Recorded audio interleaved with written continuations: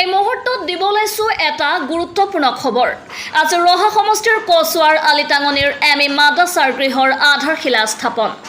ৰহা সমষ্টিৰ বিধায়ক শ্ৰী শশী কান্ত দাসৰ আধাৰশিলা স্থাপন। KACHUA Live 365 দৰ্শকক দিবলৈছো এই মুহূৰ্তৰ এটি ডাঙৰ খবৰ। আজি ৰহা সমষ্টিৰ অন্তৰ্গত কচুৱা আলিটাঙনিৰ মাদ্ৰাছাৰ এটি গৃহৰ আধাৰশিলা স্থাপন কৰে ৰহা সমষ্টিৰ বিধায়ক শশী কান্ত দাসে।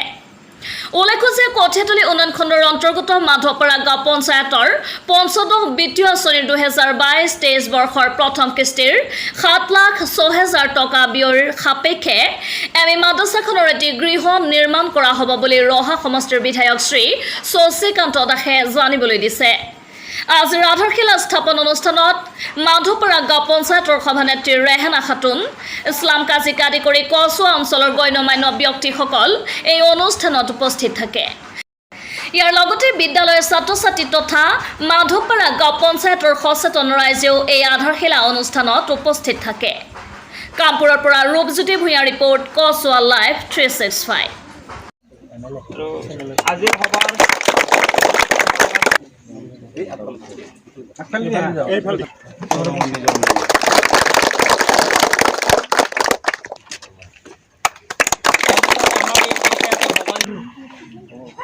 যাব লাগে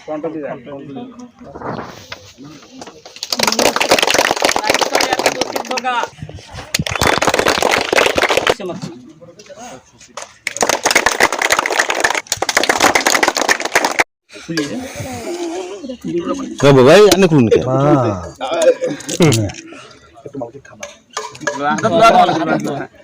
ঠিক আছে বাইদেউ হওক এতিয়া এইফালৰ পৰা হ'ব লাগিব ন এইটো এনেকুৱা পেলাই দিওঁ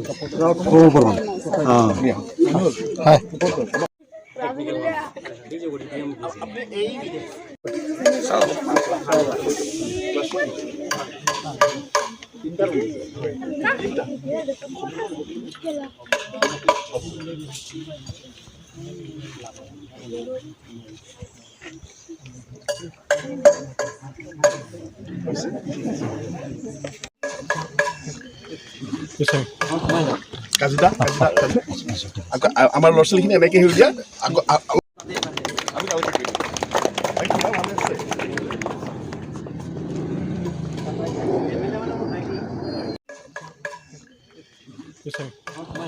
কাজুদা আমাৰ ল'ৰা ছোৱালীখিনি এনেকৈ হেৰি দিয়া মাধৱপাৰাত যেতিয়া এনেই আমাৰ জৰাজনী অৱস্থা